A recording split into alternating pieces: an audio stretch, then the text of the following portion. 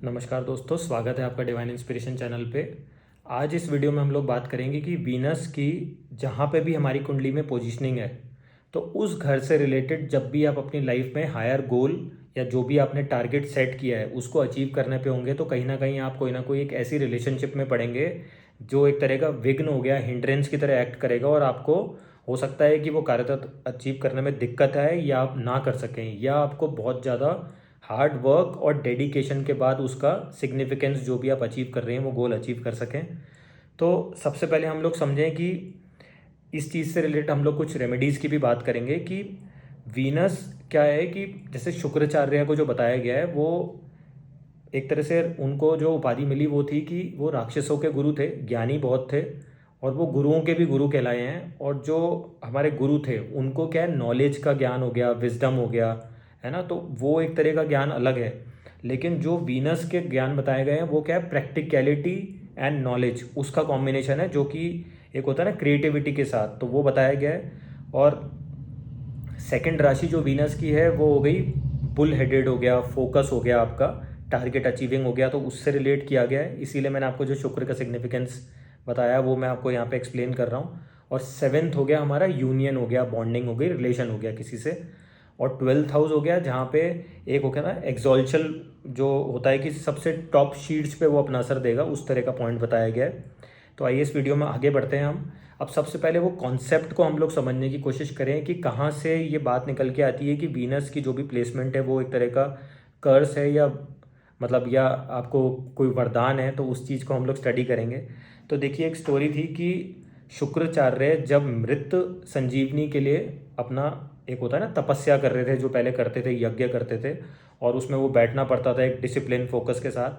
तो अब ये चीज़ क्या है, बाकी जो भी उनके सराउंडिंग्स में रहे होंगे उनको बर्दाश्त नहीं होती थी। तो इंद्र की जो बेटी थी जयंती, उन्होंने कोशिश करी कि इस यज्ञ को वो मतलब एक होता है ना कि उसमें हिंड्रेंस की तरह काम करें या इनको किस तरह से रोक सकें शुक्रदेव, जो शुक्राचार्य थे।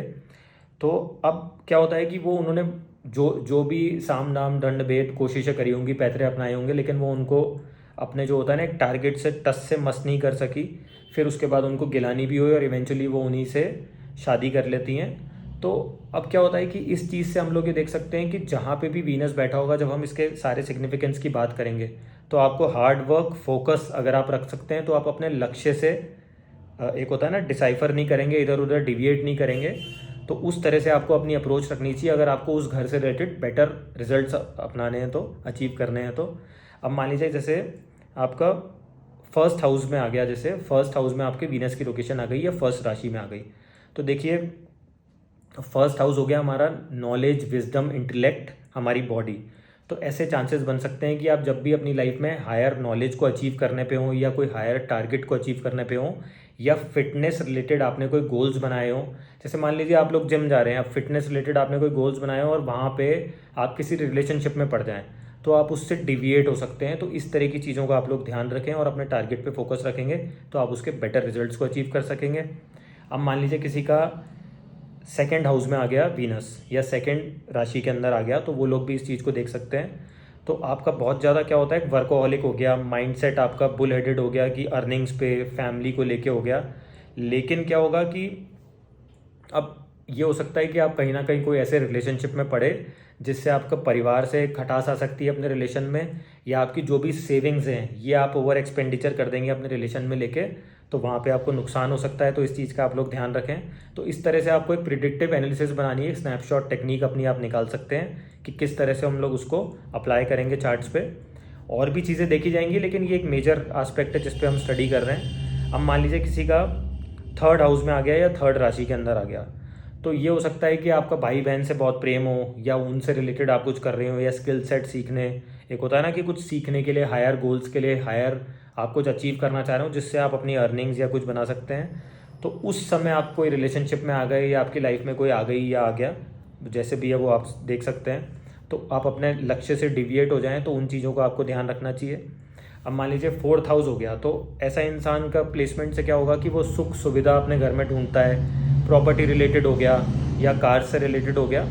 तो अब ऐसा हो सकता है कि आपकी लाइफ में कोई ना कोई एक ऐसी एंट्री हो रही है आपके रिलेशनशिप की जिसके कारण आपका एक होता है ना घर वाले आपको मना कर रहे हैं कि ये ठीक नहीं है, आप इस तरह के रिलेशनशिप में ना जाएं, नहीं तो आपको आगे दिक्कत हो सकती है। तो फिर क्या होता है, आप अपने जो पीस है आपके हाउस का उससे डिविएट करेंगे और वहाँ पे कलेश हो सकता है। तो उस चीज़ का आप लोग ध्यान रखें, क्योंकि ये क्या होगा, एक बिल्कुल एक सटल सा निगल होगा, लेकिन ये आपके लिए बहुत बड़ी प्रॉब्लम बन सकती है। इस चीज़ का आप लोग ध्यान रखें, क्योंकि ग्रह तो अपना काम करा के रहेगा।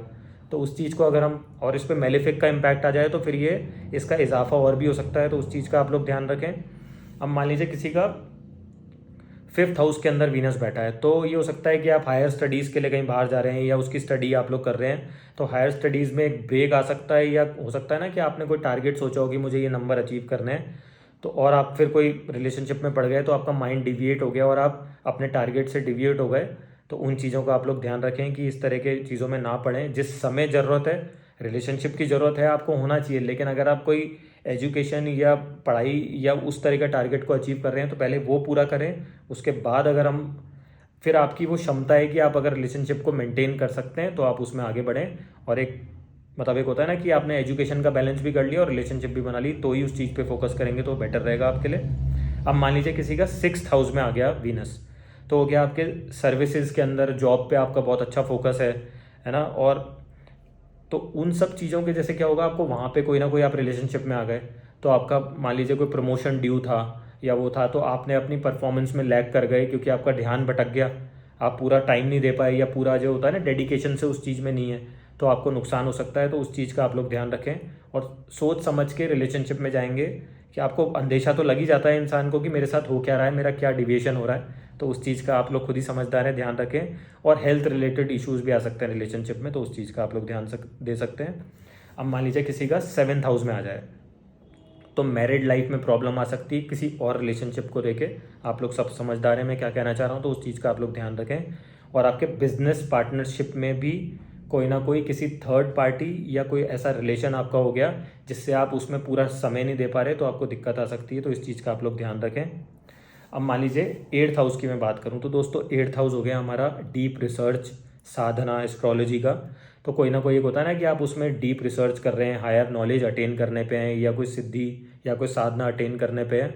उस समय कोई ना कोई एक आपका कोई ना कोई एक ऐसा रिलेशन रह सकता है जो कि एक विघ्न की तरह आपके उसमें डाले। लेकिन अगर आप डेडिकेटेड रहेंगे, फोकस्ड रहेंगे, डिसिप्लिन में रहेंगे, तो आप अपना वो टारगेट अचीव कर सकते हैं। तो उस चीज़ का ध्यान रखें, क्योंकि देखिए वीनस एक नैसर्गिक सौम्य शुभ ग्रह है, लेकिन क्या होता है कि जो उसकी एनर्जी को डिविएट कर सकती है आपको, तो हम अगर वो संभल के चलेंगे तो हम उस घर के कार्यतत्व का बेटर अचीव कर सकेंगे।